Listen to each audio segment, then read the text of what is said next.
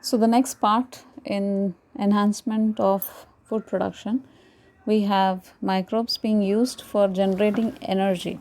So when you need energy for making your own food out of the waste, then microbes are used. So what are we talking about? We are talking about the biogas plants, right? We have learned in our lower classes कैसे हम गोबर use करते थे. We used to use cow dung. That was a waste compared to. So that waste can be used in this biogas plant so that we can get methane gas, the gas that has got high amount of methane that is used to light your kitchen fire. Let's talk about the composition. What is domestic gas? The question can come. Then what do you mean by biogas? So biogas is basically the simplest form of gas we get from the waste. So we are developing this kind of system. It is renewable source of energy because we keep getting the cow dung, right? We'll always get cow dung that is put inside this charge pit. यहाँ पे डाल देंगे. I am explaining you. होता क्या है? You are putting the cow dung here, and then this goes into the digester. Here a lot of microbes are there. These microbes are going to produce certain gas that will be collected here, and with the release of the knob, this gas will be sent to different places. Let's talk about a village. Then the gases would be supplied to different houses. Now what do they do with these gases? They actually cook food, because the gas that we get is really as clean as LPG gas. But this is not going to cost anything. It is free of cost. The only problem in this biogas plant is जो इसका setup होता है वो costly होता है. Otherwise, once it is set up, its usage is really easy, and it provides you with the energy source जिसको हम बोलते हैं बायोगैस. बायोगैस किस चीज़ का बना होता है? What is it made up of? It is made up of methane, CH4, then carbon dioxide, then H2S, and some more gases in traces. सबसे ज़्यादा 50 to 60% क्या होता है? Methane होता है. So please write down in your notebook. Biogas is formed of these gases. Exam में आता है. It's something very common. Even though this is something which you have learned in your lower class, तो भी आपको याद होना चाहिए. Okay? 30 to 40% carbon dioxide होता है, and then 3% hydrogen sulfide होता है, and then very less is the carbon monoxide, nitrogen and hydrogen gases. Very minute, okay, traces में बहुत कम.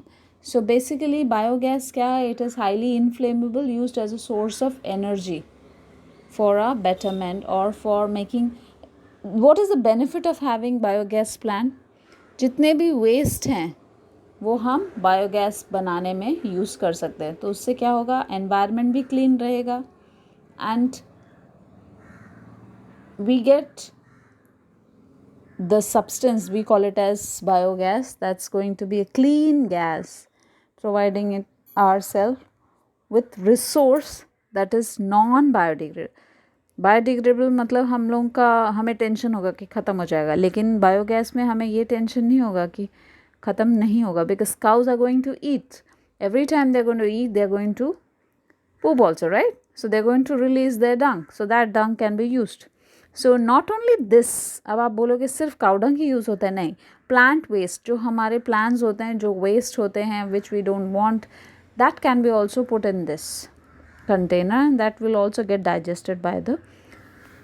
Okay, one more thing which I think I missed out here. Here when every gas has been formed, जो remaining substance होता है, that is collected in this area, that's called as sludge area. This is later on used as the manure for the crops and all, because they don't have chemical, no, बहुत ही it's very good for the plants, so it's used as a manure, sludge जो मिलता है.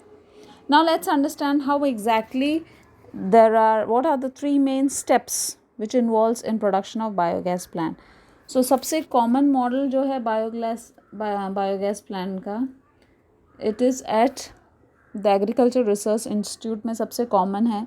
Then you have in KVIC the model सबसे popular one. You have different types, models अलग अलग type के हैं. जो सबसे common वाला है वो KVIC का और IARI का है। So what is the component, ये बायोगैस प्लांट किस चीज़ के बने हुए हैं आपको याद होना चाहिए। इसके अंदर एक डाइजेस्टर होगा और गैस होल्डर होगा, जो कि सबसे इम्पॉर्टेंट है, जो सीमेंट से भी बनता है, स्टील से भी बनता है। And then this gas holder can be stable also, या तो फिर इसको फ्लोटिंग गैस होल्डर भी बनाते हैं, कभी स्टेबल भी बना लेते हैं, और कम्प्लीटली सॉइल के अंदर बरी किया होता है। It is a big tank that is buried inside the soil. Now what are the 3 steps by which we can make the biogas. सबसे पहले हाइड्रोलिसिस। हाइड्रोलिसिस मतलब जो काउ डंक है या कैटल डंक है उसको पानी के साथ बराबर प्रपोर्शन में मिक्स किया जाता है, and we make slurry which is added with certain sugar, and basically you can say these slurries have some bacteria also. So first thing is hydrolyzation, if you remember, addition of water, equal quantity of water. Then the second step is acidogenesis. Now what happens in acidogenesis? There are certain organisms which were in the hydrolysis process, जो environment में हैं, वो bacteria जो हमारे first step में hydrolysis में हमने पानी डाला, लेकिन इनसाइड द काउ डंक और inside the cattle dung there are some bacterias. Okay, अब वो बैक्टीरिया जितना भी मटेरियल है उसको एसिडिक फॉर्म में कन्वर्ट करता है, एसिड बनाता है। सो नाम देखो क्या लिखा है, एसिडोजेनिक। सो जो भी है bacteria, it is obligate bacteria, it can be anaerobic bacteria, acidogenic bacteria, वो क्या करेंगे, they will form everything, जो भी उसके अंदर है इसको acidic बना देता है। so acidic like कौन से substance, formic acid या acetic acid and H2 and carbon dioxide, right? first step क्या था, hydrolysis, second step है acidogenesis, and the third step is methanogenesis, जहाँ पे सबसे important fluid बनता है, that is formation of methane. So for that you have a specific bacteria that is methanobacterium, methanococcus, they convert the acetate. पहला step क्या था, एसिडोजेनेसिस, उसमें acetic acid बना था ना, तो ये एसिटिक एसिड को कन्वर्ट करते हैं मीथेन फॉर्म में। So this is called methanogenesis, methane का फॉर्मेशन। Okay, so the acetate is converted into methane with the help of methanococcus bacteria. There was a question also, so what happens in methanogenesis, तो आपको लिखना पड़ेगा कि acetic acid gets converted into methane with the help of the bacteria methanococcus. It's not difficult at all. methanococcus याद रहेगा, coccus याद रहेगा, methane word याद रहेगा, क्योंकि मीथेन बन रहा है, CH4 बन रहा है, right? So it's not difficult. So उसके बाद फॉर्मिक एसिड भी है, right? They have formic acid, acetic acid. जो एसिटिक एसिड है वो डायरेक्टली मीथेन बना रहा है, जो फॉर्मिक एसिड है वो भी मीथेन बना रहा है with the release of carbon dioxide and water, and then carbon dioxide and hydrogen gas जो बना था that converts into methane and water again. So all 3 steps are leading into methane, water, carbon dioxide, methane, carbon dioxide, water, right? Simple. So all you have to remember, methanogenesis में acetic acid methane बनता है, right? Then formic acid भी methane बनता है, and जो leftover gas हमने पढ़ा था H2 and carbon dioxide, वो भी methane और water बनाता है। So methanogenesis में it is the last stage जिसमें methane formation होता है। Now 3 steps of biogas production is clear. How is biogas useful? This is another question that comes. How is it useful? You can just read this. It's very simple, like a small class children can do it. So let's go to the next step. That is role of microbes as biocontrol agent. Biocontrol agent मतलब हम जब खेत में काम करते हैं, जो unwanted substance हैं, जैसे कि अगर हमने गेहूं का पेड़ लगाया, तो कई बारी ऐसा होता है छोटे छोटे वीड्स भी इसके अंदर ग्रो कर जाते हैं, छोटे छोटे वीड्स, राइट? तो अब हम इनको निकालेंगे, so it's like time waste, right? So what do? We have certain microbes we have made जो हम डालते हैं, जिसके वजह से दिस गेट्स रिमूव्ड। अब सिर्फ वीड्स ही नहीं, अगर कोई बैक्टीरिया या मे बी कोई फंगस या it can be any kind of unwanted substance जो कि हमारे क्रॉप को डिस्ट्रॉय कर रहा है, that can be removed using bio control agent. Bio control agent इसलिए क्योंकि हम लिविंग ऑर्गेनिज्म को यूज़ करके उनको कंट्रोल कर रहे हैं, केमिकल यूज़ नहीं कर रहे इसमें. ठीक है, हम लोगों ने हमेशा क्या बोला है, chemical is been used. So usage of chemical is reduced because of bio control method. See this, read it. The use of biocontrol measure will reduce our dependency on toxic chem. क्योंकि हमने हमेशा ये पढ़ा है कि pesticide डाल दो और फर्टिलाइज़र डाल दो, दीज आर ऑल केमिकल्स. इन इररिस्पेक्टिवली ये केमिकल्स जीन के अंदर इफेक्ट करते हैं और हम खाते हैं, and it is affecting our body also, right. Lot of disease nowadays. So using bio control agent, the plants which we are getting, they are much healthier because chemicals are very less. Now we have a very important example. Some of the bacteria which are used, one is Bacillus thuringiensis. in bacteria के जो fruiting body है, और you can remember the spores को dry करके spray किया जाता है पौधों में ताकि कीड़े ना पड़े. Then you have trichoderma. ये एक kind of fungi है which is again used to spray on the plants because ये भी disease को फैलने से बचाता है. These fungi are not causing disease but they are helping in preventing the disease on the plants. So we have two microbial biocontrol agent, मतलब दो organism, Bacillus thuringiensis and trichoderma. These are, one is bacteria and another is fungi which is used to prevent disease in the plants. So they are biocontrol agent. ये living organism है ना, तो जब हम living organism use करके पौधों को बचाते हैं बीमारी से, so that's biocontrol. Okay, now we have bioherbicide, मतलब using the living organism like mycoherbicide, मतलब fungi के against.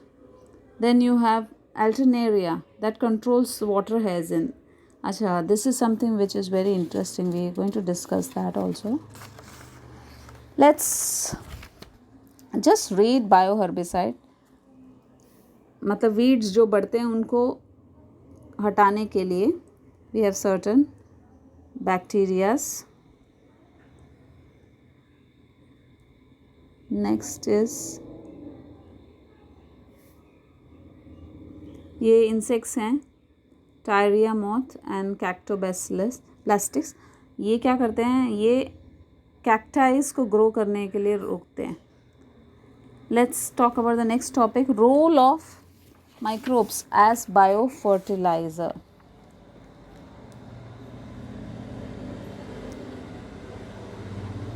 अब बायो फर्टिलाइजर्स यूज़ करने का फ़ायदा क्या हुआ, एक तो केमिकल नहीं है हमारे फूड में, क्वालिटी ऑफ सॉइल बेहतर हो जाता है, और फिर जो नाइट्रोजन फिक्सिंग एबिलिटी होता है कुछ पौधों का वो भी बेहतर हो जाता है, and it is an eco friendly method. So question comes, how is microbes useful? Then you can write, these are the fertilizers. Microbes acts like a fertilizer which is necessary for the growth of the plant. तो fertilizers can be chemical and biological also. हमको chemical नहीं चाहिए, we are not using chemical. chemical से क्या होता है, नुकसान होता है. बहुत ज़्यादा chemical यूज़ करते हैं तो pollution होता है, soil का pollution होता है, soil के साथ साथ air का pollution होता है, और जो पानी होता है बिल्कुल ग्राउंड के लेवल के नीचे जो वाटर लेवल होता है वो भी पोल्यूट हो जाता है. Soil pollution, air pollution, water pollution, right.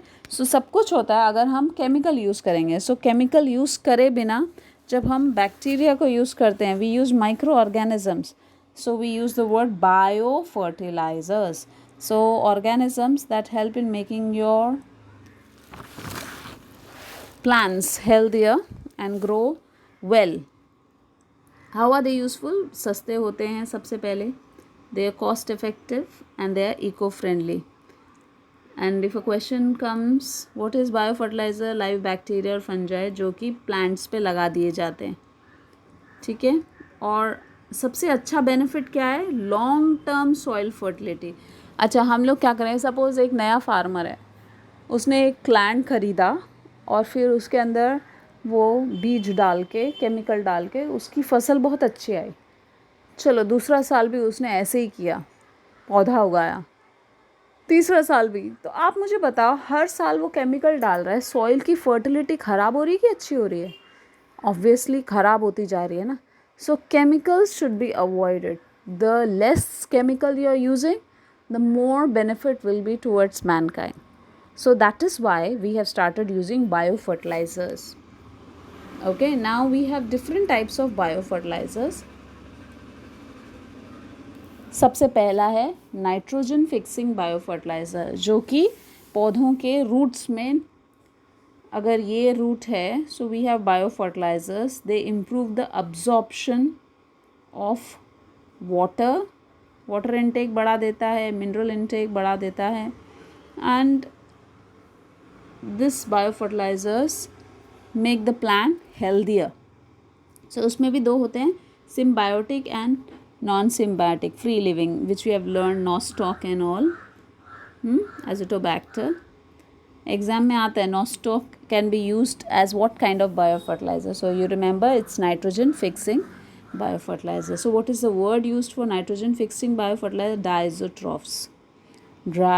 Diazotrophs. Okay. Then we have phosphate solubilizing biofertilizer. अब ये क्या करते हैं, जो फॉस्फेट होते हैं उनको सॉल्युबलाइज करते हैं, मतलब वो पहले इनसॉल्युबल होते हैं, उनको प्लांट्स को यूसेबल बना देते हैं, पौधों को यूज़ करने लायक बना देते हैं। इनसॉल्युबल फॉस्फेट को कन्वर्ट करते हैं, they change into soluble form. So example है pseudomonas striata, bacillus polymyxa. Then you have compost बनाने वाले biofertilisers.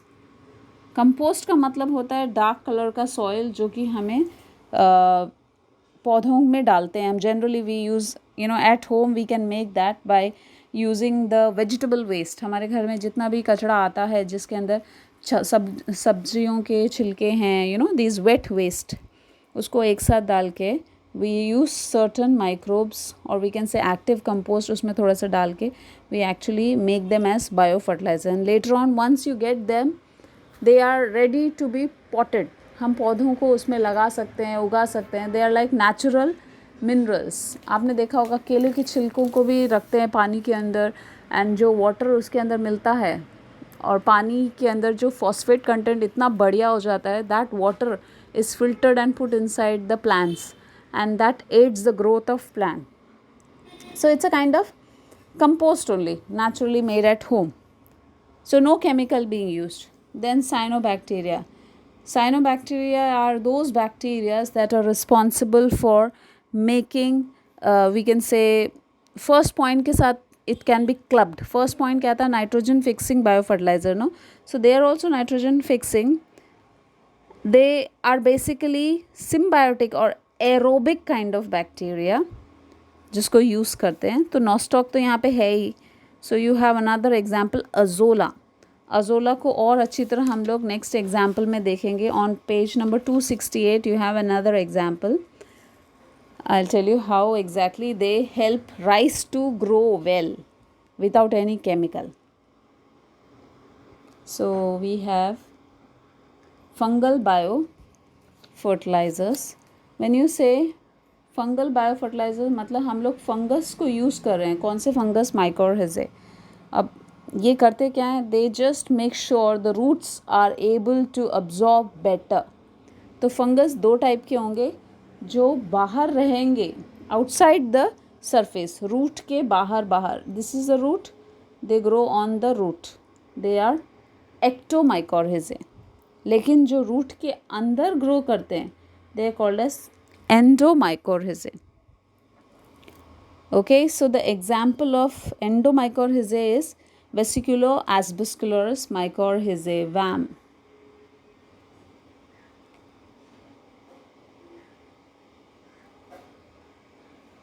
Then you have biofertilizers. Common biofertilizer microorganisms. One is rhizobium मतलब ये वो बैक्टीरिया हैं जिनके अंदर स्पेसिफिक जीन्स होते हैं, निफ एंड नॉट जीन्स होते हैं. दे make the these pulses, you remember beans, pea, इनके लिए होते हैं. they make them more nutritious. Rhizobium, they are rod shaped bacteria and they're responsible for making the roots nodule, roots के ऊपर nodule बनाने के लिए help करते हैं. Then second is Azotobacter. Azotobacters are those nitrogen fixing bacteria जो कि पौधों के अंदर, स्पेशली राइस के अंदर, कॉटन के अंदर बायो फर्टिलाइज़र की तरह काम करते हैं. Now you have this diagram wherein root nodules are shown. These root nodules grow on the roots and make the nutrient absorption better. Then we have Azospirillum. If you remember two, that will be sufficient. आइजोस्पायरलम भी एक तरह से nitrogen fixing bacteria है जो कि ज्वार और गेहूं के लिए ज़्यादा यूज़ किए जाते हैं. And non leguminous plant like cotton और मिलेट्स के लिए. Then you have anabaena. It's also bacteria. They fix nitrogen. Selected question इसमें कैसे आएंगे? चलो let's tell you about some questions. Name the biofertilizers that help in nitrogen fixation.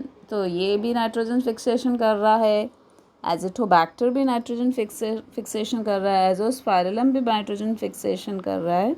So you have 3 names that is responsible for nitrogen fixation. Okay, so microorganisms specially for nitrogen fixation. So ये दोनों याद रखो, Rhizobium, Azotobacter and Azospirillum.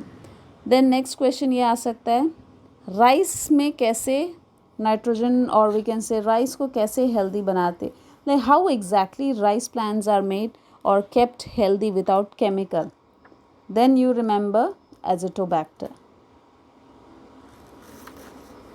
Next you have Anabaena.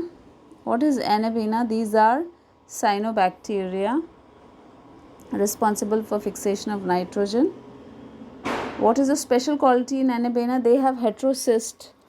11th standard mein you have learned in your Monera topic.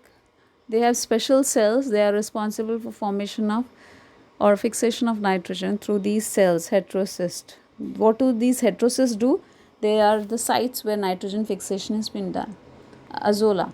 Azolla is flea water floating water ferns. हमने थोड़ी देर पहले azolla की बात करी थी. अजोला करता क्या है, कुछ लीव्स के अंदर हियर दिस दे ग्रो और you can see here this is water fern.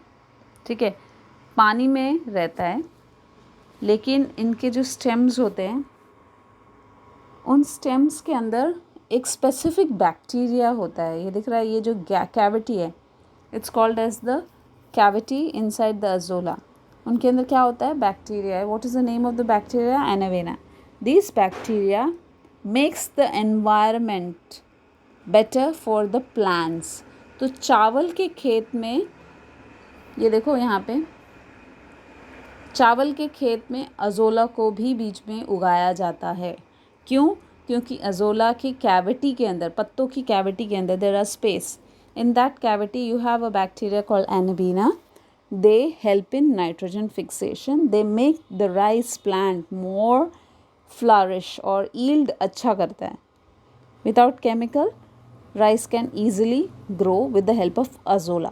So azolla is acting like a biofertilizer. So they can directly ask you, how is azolla useful to rice plant? So you should be able to write, it helps in making the rice plant more healthier because of its nitrogen fixing ability due to the bacteria present inside the cavity of azolla. ठीक है. So that brings you to the end of this chapter.